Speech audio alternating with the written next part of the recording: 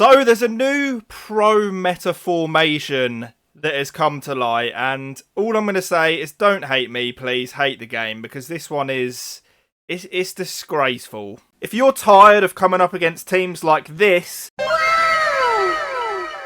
you can get some FUT coins through MMO EXP using the link down below. You can also use code JambooUK for 5% off. So guys, I'm going to be showing you the new formation and tactics that all the pros are currently using. There was one that come out last week that was similar, similar to this. I think this takes it to another level. But guys, do me a favour. Do leave a like on the video. Let's hit 200. Subscribe if you're new. I'll give you guys the best tactics all year round. I promise you that. And for now, let's get into the video. Okay, so I'm here on my second account. Team is, a little bit outdated. It's not too bad. And is it really set up for what I'm about to show you? Quite possibly. It doesn't really matter what players you have in this formation, because the formation and tactics are going to carry you to where you need to be anyway. It is ridiculously broken. Not too much else to say on it. Plays very similar to the tactics I uploaded last week in a way. The 3-4-2-1 pro tactics.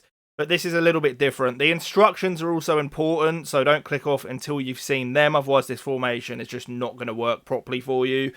But let's get into it. So it is a 5-4-1. And I just already know you're thinking, oh my god. Oh my god. That is a 5 at the back, 4 midfielders and only 1 striker. Trust me, actually, this formation attacks very well.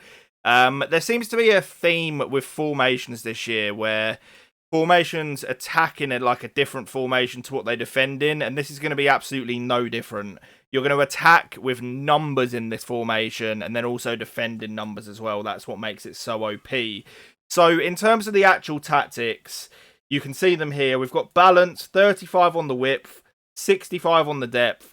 This is purely because I like to play a little bit more aggressive. If you want to, you can drop this down all the way to like 50. You could even raise it to, 70 odd. Doesn't really matter.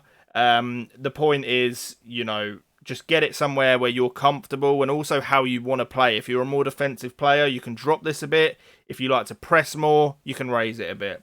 We've then got balance, direct passing. Direct passing is obviously, it is the most broken chance creation tactic on FIFA 23. And I can't really see any other, chance creation technique that's ever going to overtake it this year at least. 40 on the offensive width.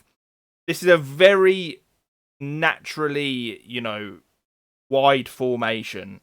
You've obviously got a left mid, a right mid, and 2 wing backs. So you've got a lot of natural width. You're going to see what we do with those wide players. We're going to make them a little bit more inverted. We've got 6 players in the box, 1 on the corners and the free kicks. And that is how I line it up in game. So as you can see, I've got Munier, who's normally my right back, starting as a centre back. This is like a perfect back 3, for this setup. And then for the wing backs, there's a couple of different things you can do. For me, I've got one actual, player that you'd consider to be a wing back in there. And then I've just got an attacker. Rashford can't defend according to his stats, but when he's tucked in this formation, he's going to put in work defensively. And what you are going to get in this formation is these wing-backs overlapping and getting involved in the attack. So your wing-back Rashford, for example, is going to turn into like a forward when you're attacking, which that is what makes these formations so broken and overpowered. The combination of being able to have certain players in certain positions doing multiple jobs that is just nothing like real life, because you're going to see, when you use this, the amount that the wing backs are going up and down the line and just doing everything, it just isn't possible. But on this game, it is. So I also line up a left footer on the left and a right footer on the right. You get a lot of Trivela opportunities, the outside of the foot shots, and, you can score a lot of those, especially with the instructions that you're going to see we add onto them. For the midfielders, I feel like you've got a back 5 anyway, so there's no need to have like an actual defensive player. I just go with 2 box-to-box centre mids. I find that works very well, and it is going to defend like this as well. You're going to see When you're defending, it's a flat back 5 with 4 midfielders, which in itself is ridiculous. You know, you're going to have like at least 9 players back at all times defending. The striker we tend to leave up there a little bit, but that is how you can see I line mine up. You can try and imitate it, something similar. So for the striker, I have stay central and get in behind. If you want to be super ratty, you can even try the comeback on defence. But for me, I'm happy for him to just be up there. He's pretty isolated on his own as it is. I do like to have at least some sort of, you know, player up front. For when I transition and win the ball back, I can try and find. But this formation is honestly also really good for counter-attacking. So for the centre mids, I have those guys on cover centre. I feel like the aim of these formations is to overload as many players as possible in and around the box. So I feel like having those on stay back while attacking would just limit the potential that this formation and tactics have going forward. So I have those on balanced. This is where you see the first sort of method we're using to get players involved in the attack. So we've got cut inside and get in behind. Essentially what I'm trying to replicate here is if you imagine a 3-4-2-1, you have the left and right forward. That is what we're going to try and make our wide players be here. They're going to cut inside and get in behind. So you're going to picture Martial and Antony being a lot more closer to Griezmann there in the attack. And then once they get into that position, you're going to have the wing backs overlapping around them. So you're always going to be attacking with 5 players and then also 2 centre mids, which is absolutely ridiculous. You're going to have 7 options in the attack at all times. And then when you're defending, these guys are going to drop back.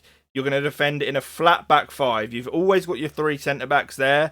You're then going to have the wing backs drop back. If you want even more support, you can have comeback on defence on the left and right mid as well. Does sort of limit it on the counters, but it makes it even more defensively crazy. And this formation can be used in a number of ways. You can use it just to start a game and play, which is what these tactics are. If you want it to see out a game, it is one of the best possible. You can stick these guys on stay back while attacking. You can stick the striker to come back on defence. And then you've just got a back 5, a flat 4, and then a striker who's going to come back defending. It is absolutely ridiculous. This formation can literally give you everything you want in FUT in terms of grinding out results. It is probably some of the most ratty formation tactics I've ever seen, you know, comfortably. I'm not going to lie. But at the end of the day, I'm here to try and help you guys win. And if you use this formation and these tactics, you just are going to win more games. So I hope you guys did enjoy the video. Let me know which formation you're currently using. And, you know, if it's one that interests me, I can try and do a video on that as well. I will be playing your guys' weekend league. So if you want and if you're interested, you know, during TOTS, drop me a message on Twitter. My link will be in the description. I really appreciate the support from you guys. It's been great recently. Let's keep it going. Let's march on to 100k subs. I'll catch you guys on the next one. And peace.